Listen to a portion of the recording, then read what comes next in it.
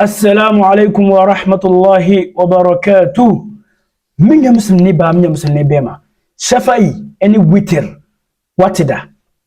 Okay, so watida. Answer na ebeto aso no. Bomodin se obe share me video yi. Ode follow me. Na like it. Wallahi se obedi so mfaso. Obi so obe share de amano no. Wono so ebedi so mfaso e obiasima ne da kwama temoda. Nam debe ene SHAFAI any WITR. Yanka hu ne se eye sunnatul muaqqada we sunna biya anu eye dene yembo modin se be de ibesua SHAFAI any WITR sallabi a ye kwa kwada a ye de ye abreben ana ye de ye no ye isha sallabi na se ye 7 sallabi a ana ye SHAFAI any WITR nyemo no ye mu bebrebe na no ye nya yes 7 sallabi ye na ne asore na ye de na ye ko ye nya SHAFAI any WITR no wallahi ye kan woni se ade bia anu ye dene pa se e wo se muslimini bia wo ye de wo ye abrebe na ana ye SHAFAI any WITR no abra wo be ye no ene se waye 7 salla awie no wie ye na wo ye de wo ye ade atoa so ana se obetimi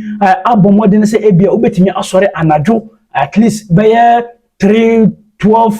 1 4 mu wono no obetimi asore na waye SHAFAI ene de ene WITR no nemo mun ka hu ne se WITR no ene very important pa enu ntino se wo ye SHAFAI no mpokura po no 7 no a opa obetimi asore anadwo no aye de na waye WITR no eno no de esi ho no pepepe a boni bia nye de enimu nemo ne ka hu ne se SHAFAI ene WITR no there were two types kwan a ye fa so ye de ye no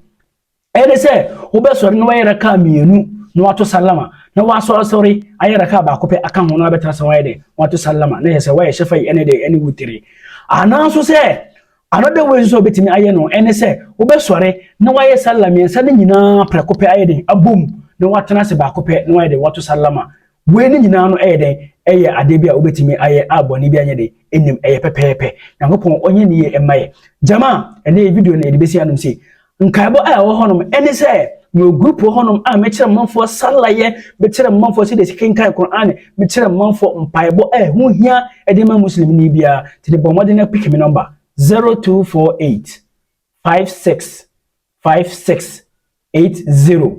fresa number we na inshallah ubenyame ye bedi ho enkomo na registration no utwia me de wo aka ho yakopon onye adwumade ye emai assalamu alaikum wa rahmatullahi wa barakatuh.